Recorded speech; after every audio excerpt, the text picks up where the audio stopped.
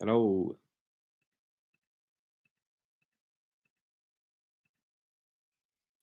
I'm well. Hope you're well as well. Just thought I've never done a live stream before, so just thought I'd kick it off and just see what it's like. Hope you're all well as well. Hello, Abhishek. Sorry if I pronounced that incorrectly, and Johannes. Again, apologies. That's not correct. But yeah, opportunity now. Got any questions regarding SEMA? Let me know. More than happy to answer any questions.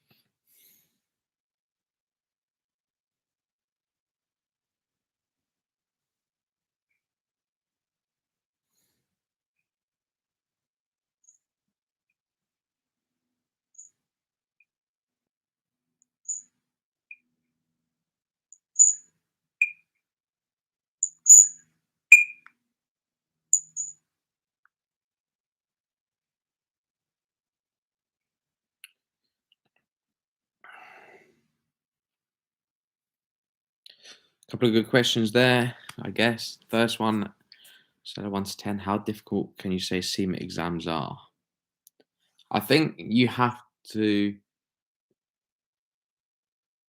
think about the different diversity of people that take these exams. And the reason I say that is I mean, you can see from here, Johannes, yourself, you're from Botswana.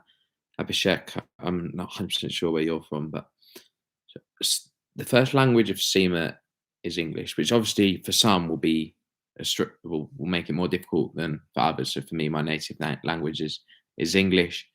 Um, well, there'll be people. There's SEMA being a worldwide qualification. There's a lot of different languages that will sit that, so they'll find it harder. So I'm going to obviously only comment on it from a native English speaking kind of perspective.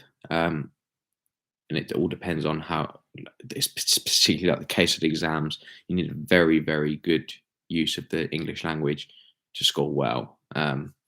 So my first recommendation is for anyone that isn't a native English speaker is to really work on their English because the case studies are difficult.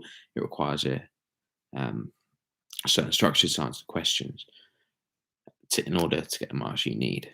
But what I would say is on a scale of 1 to 10, I wouldn't go as far as saying the exams are 10 out of 10 difficult.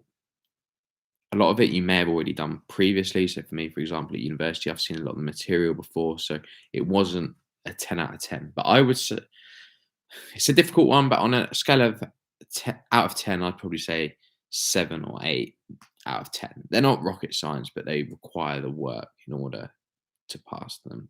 Um, yeah, it's definitely a 7 or an 8 out of 10. How can we grow with fintech and SEMA together? I think you got to just see that from one whole holistic picture here. We're in a world which is advancing um, at rapid rates. There's a lot of fintech out there at the moment, like blockchain. We're seeing further increases of the use of like, artificial intelligence, um, and I think you got to see it all from a picture of. And I don't necessarily think that I think you just need to be open to learning and taking on the new advancements. And you don't want to be one of these people that do not continue to learn and do not continue to develop their skills when new tech and new means of business is coming out. So I think you need to continue to develop your skills in line with what they are. I think SEMA recognised that with the continued professional development requirements that you have to do with SEMA. So you should be doing that anyway. Um, but in terms of how we can grow with fintech and SEMA together, I wouldn't go as far as saying we can only grow in one certain way. Um, But we just need to have a good attitude towards learning, towards growing, towards developing ourselves. And if you're aware of different elements of different elements and things that are affecting the finance industry, such as blockchains, such as cryptocurrencies, such as artificial intelligence, all those types of things, you're going to be a better place to be successful within your SEMA career, I think. And then as an aspiring businessman, can SEMA equip me with skills for my own business? Absolutely. I know people who have gone on to different careers. I've known a fair few people who have gone and done SEMA and then gone into a sales environment, because it teaches you how to run a business. So yeah, I see no reason why you can't. It's a very good qualification to teach you about business, and particularly if you are running your own business and you're taking the role of maybe one to two, well, I guess a well-rounded role within that business. You're going to be doing bits of sales, bits of marketing, bits of finance, bits whatever in your role, because your business isn't big enough. Then certainly SEMA can give you the understanding of a lot of that. But what I would say as well, SEMA does have things in there such as financial accounting and that, which probably isn't relevant. So wondering if then there would be a better course out there that could suit you for running your own business. But by all means, no, it's a good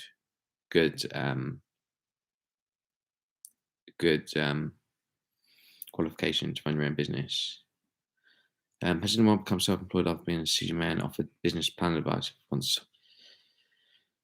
DT, good question. Welcome to the chat. I've often thought about that myself. Actually, is a few tips to becoming self-employed. I haven't obviously I work for a big business and I've no means to change that anytime soon. But I don't think with SEMA compared to like ACA or ACCA, there's as clear opportunities in terms of self-employment.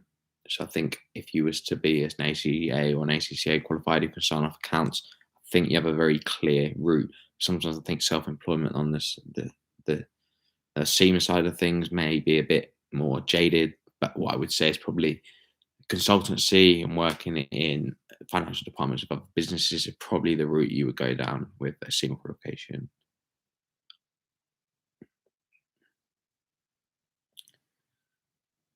Could I do a podcast once completed SEMA FLP?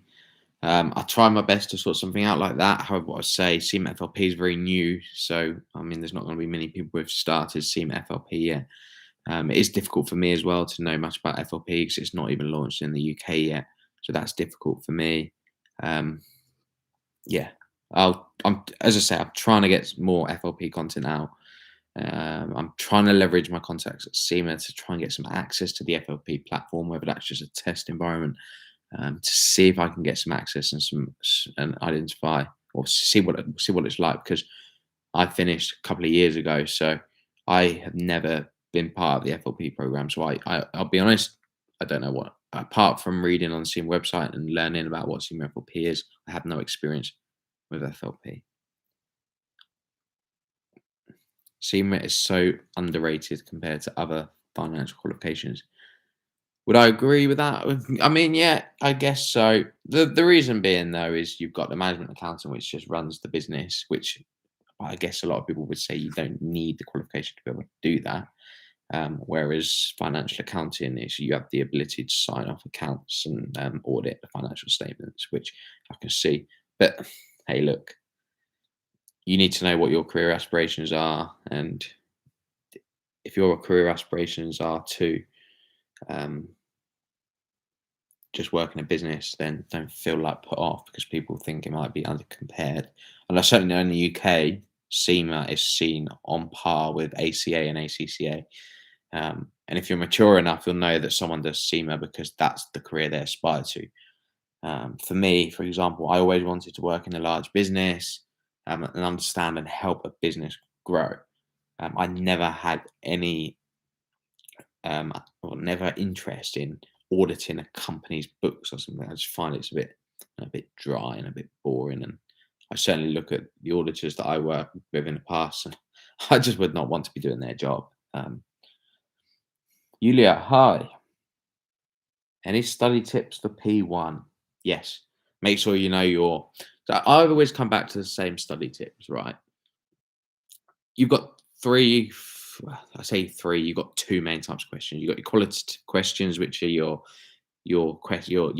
English theory questions, and you've got your quantitative questions. People always spend so much time doing the quantitative questions, the calculations, such as for P1, for example, ABC costing, as an example. You want to be sure to nail it on. But what I will say from my experience is the most questions that I had with quantitative questions in all of my exams was about maybe 10 or 11. 10 or 11 questions isn't even 20% of your exam. Yet what I will know is there will be a lot of people out there who will spend a lot of time on their quantitative questions. If you're spending 50% of your time on quantitative and 50% on qualitative, then I'm probably arguing, is that the best use of time? Now, I know they are difficult and the questions, they do require more time than some theory. But if you've got theory questions which will pick you up, let's say, for the argument's sake, 50 marks out of 60, and your quantity is 10 out of 60, where do you think it's better that you utilize your revision? 100% the theory, because in my opinion, a lot of people probably pass their exams, if you exclude the mathematical questions, before they've even answered a mathematical question. So if you did your route one around the exam, you answered every question, every theory question, there'll be some people out there who will have passed that exam before even setting foot on a mathematical question. But certainly, by all means, you need to know your theory. So my top tips: know your theory. Be competent with the financial calculation questions. Of course, a mark's a mark, and you need to be able to pick that up. But you should be doing your exam day strategy, identifying the easiest questions first, answer those straight away. Doing a second loop around on every single question. Is there any slightly harder questions in there that you know that you can answer? Answer them. And then the third loop, whatever's left, whatever you haven't flagged for review, then go and answer those. But is that going to be good enough? But are you going to be able to?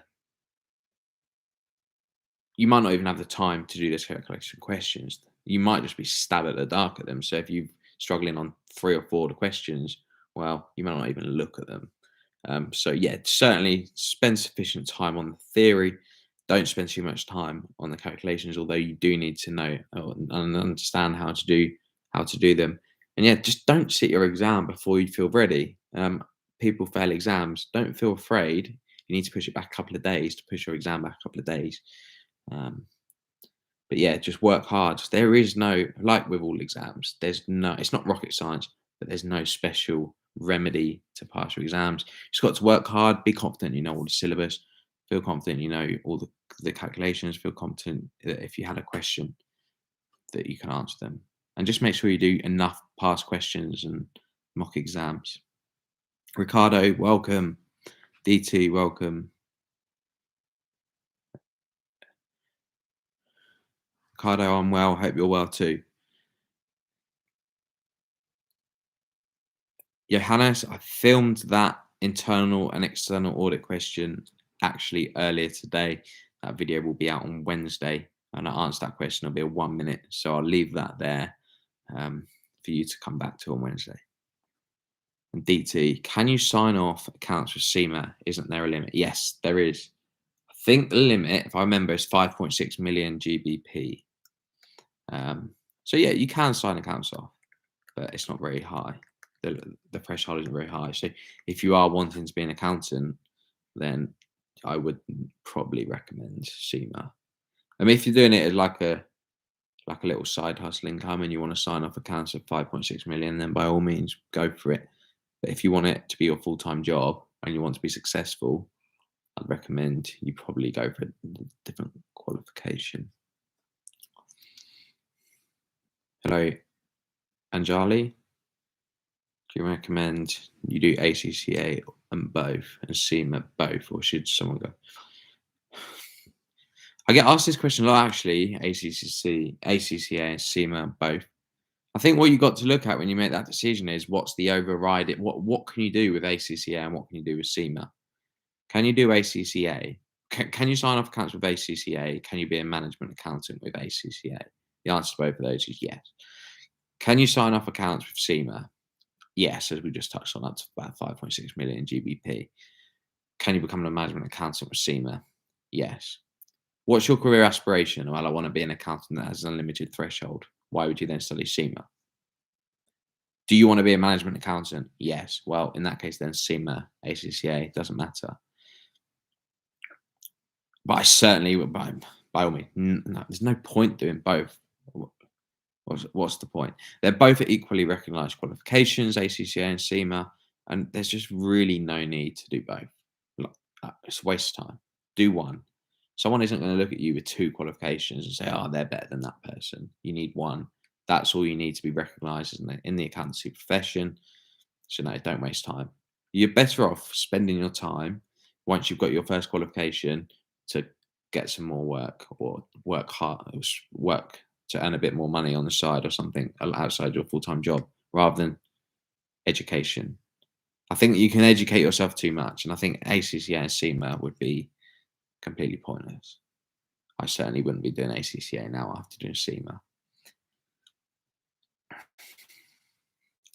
If you do, however, and I appreciate someone might do SEMA and then change their mind and think, I wish I had unlimited sign off, and then you want to do ACA or ACCA for that reason, then okay, fine. I understand, but I wouldn't recommend you do it unless you really have to, because they are quite different as well. You don't get decent exemptions from ACCA with SEMA. I think you only get the first few off when I've looked at it in the past.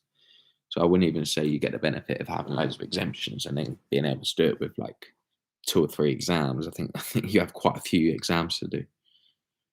Yeah, Hannes, in the UK after completion of SEMA, can you be employed immediately? How is the SEMA market in the UK? Most people probably wouldn't start SEMA without employment.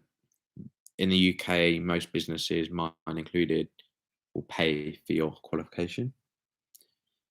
And I joined my company, and one of the conditions on joining that company was if I was to take part in that role, they wanted me to study my SEMA qualification. So I did. And now, obviously, I'm still at that company. So I wouldn't say it opens up an immediate door for employment because most people, I know very few people that fund SEMA themselves in the UK. I have one friend who did because he wanted to get his foot in the door and he couldn't find a role. Um, he did actually start paying for himself. And then because he showed the intent to get the first 3 or 4 exams under his belt, he went to a business and they obviously it was beneficial to him that it started, and therefore he was able to obtain a role there. But no, in the UK, most people, it's not like when you're at university where you go to university and that's all you do. With SEMA, with SEMA, you do it while you study. Whew, whack through all those questions.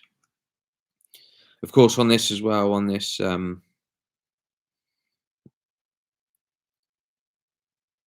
as well, I've got a bit of a problem at home at the moment with my carpets. Went to film a video this morning, and the carpet fitters let it down 4 times. I went to film a video this morning, and the echo in there with no carpet was horrendous. So unfortunately, I'm going to struggle to get a video out this Wednesday as well. I'm away next weekend as well, but I'm hoping the carpets can be done in time so I can get a video out the following Wednesday. But that's life. Life happens sometimes, isn't it?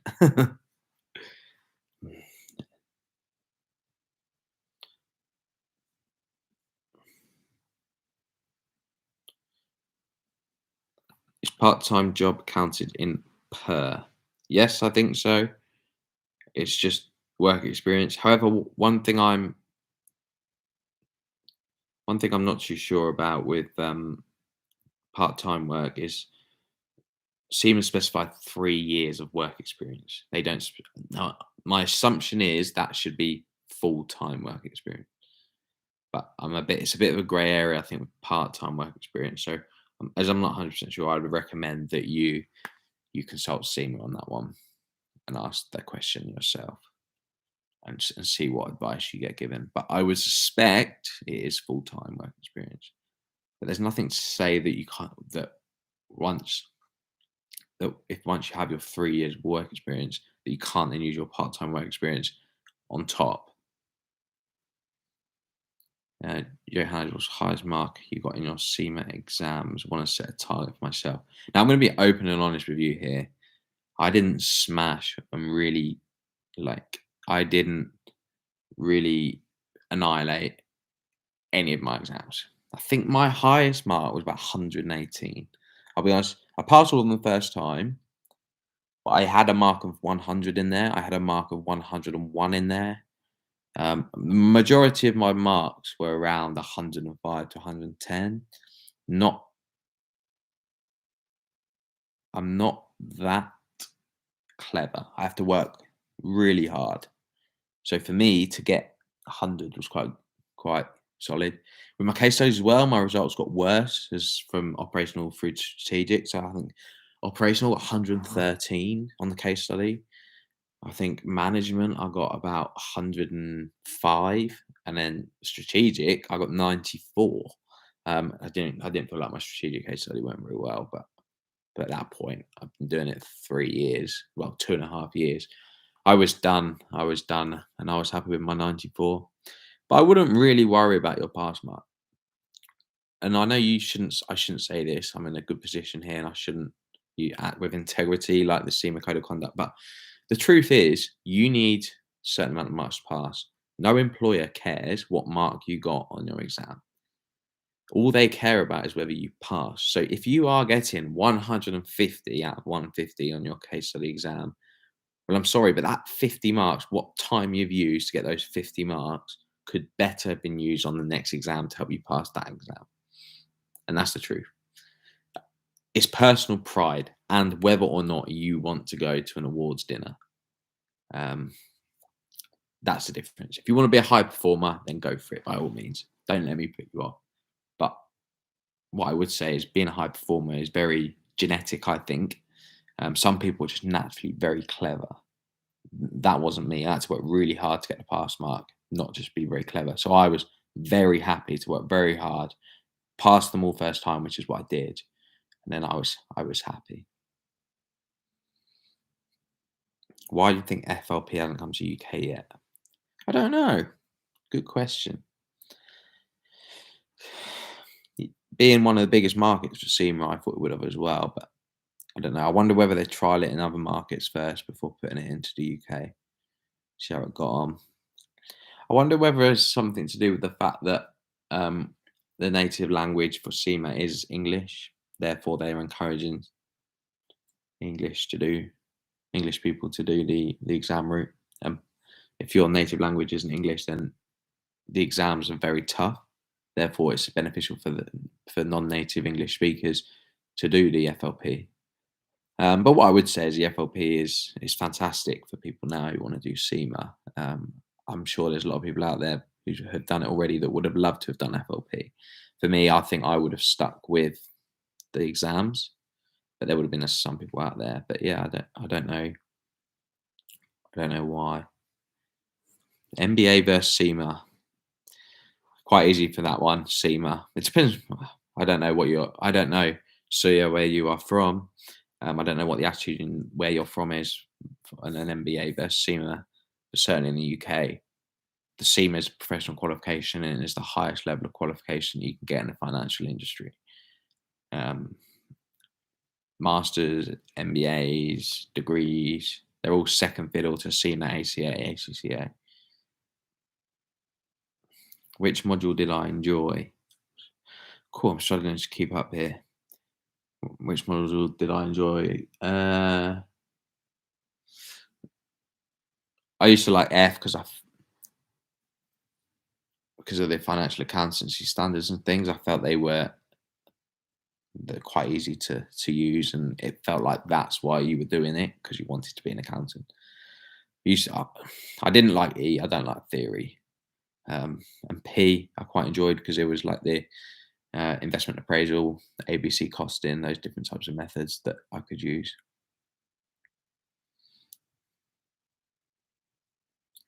Currently working an audit and over 3 years and 4 months experience. Compare be approved to get my CGM. I can't do much. Um, oh yeah, I'm not sure if you can submit your PER before you finish your exam, but you can certainly write it up. And I would recommend you. Well, it depends whether you want to focus on your exams or not. Um, but yeah, you've obviously got the right work experience. Therefore, you can submit your work experience. It's just I don't know whether you can actually submit it until you've done your final exam. I don't think you can, from what I remember rightly. I think you had to have sat your final case study before you could submit, or partial case study before you could submit your PER. But you can do your PER so that as soon as you finish, you can submit it. I would say just focus on your exams. The exams are the hardest part. If the PER takes you an extra month, then it takes you an extra month. I won't worry about that too much.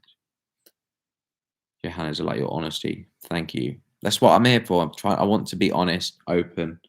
Um, I've been there, I've done that. My experience is valuable value to you guys, and I want to share that value with people who, when I was in this position, it was really difficult to know anything above because there's not really a social content out there. So I'm hoping I can bridge that gap. How long do you think it would take to pass your operational level? Um, Aim for 2 months exam, I think. 8 months. If you're, I did strategic level in 4 months, 4.5 months. It's really how quickly you want to get it done. But I used to aim for 6, 7 weeks per exam, give myself a week or 2 weeks off. So then I'll do an exam every 2 months. I'll do 6 exams a year. And that's what I did for 2.5 years.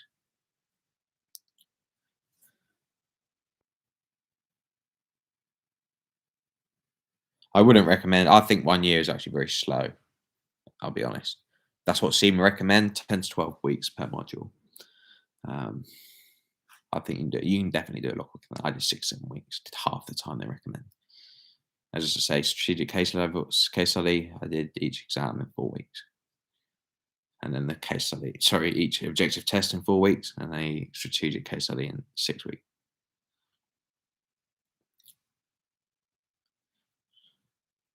What study provider did I go with? So when I did mine, I did Kaplan and BPP, and then I purchased additional Astranti content for mock exams, past papers. Kaplan was my favorite, but now there is SEMA study out there as well. But yeah, if you want to check out Astranti, then the link is in my description. I'm not sure it's on this live stream, but on all my other videos, I've always got a link to Astranti. You can sign up there. But I always chose Kaplan. I really like Kaplan. BPP was a lot harder. The mock exams were a lot harder. The Kaplan questions were a lot harder.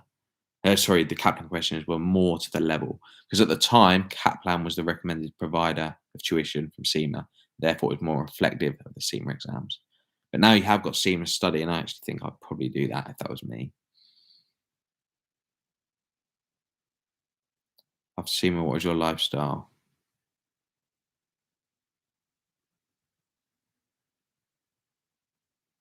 How many holidays per week?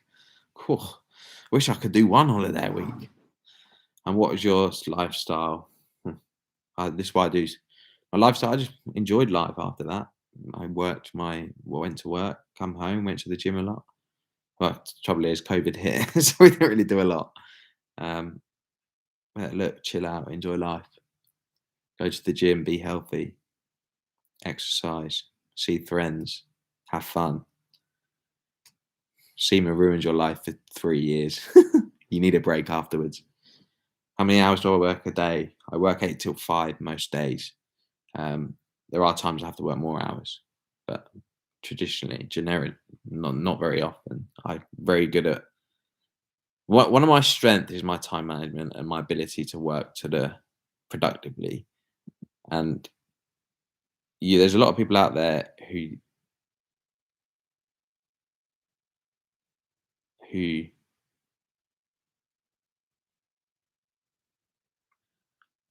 a lot of people out there who um, struggles to work productively and then ends up working late. And then it's not really me. Always I know how to prioritize, and yeah, I only tend to do 8 till 5 each day. Right, last few questions. I've got to go, but it seems to be a success. So I'll certainly be doing this again. Um, Role of CGMA, important role of CGMA. It just shows that you've got a qualification. You've spent the time, worked hard to get that qualification. Um, it's more the fact that it can prove that you've done it, and you've done it, and you've got the required level of competency to do well. And that's the most important role of having that qualification. Do you know anyone that's gone into practice with a SEMA qualification? No, I don't. No.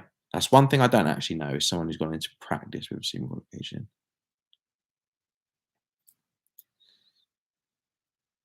No worries to you all. Thank you for joining. I hope you enjoyed it. There'll be another one soon, I'm sure. Been a success. Yeah, thank you for all your support. Without you guys, I wouldn't be doing it. I hope it's helpful for you all, and I hope I can continue to provide you all with more value. But that's all for me today. Have a good weekend, and I'll see you all again soon.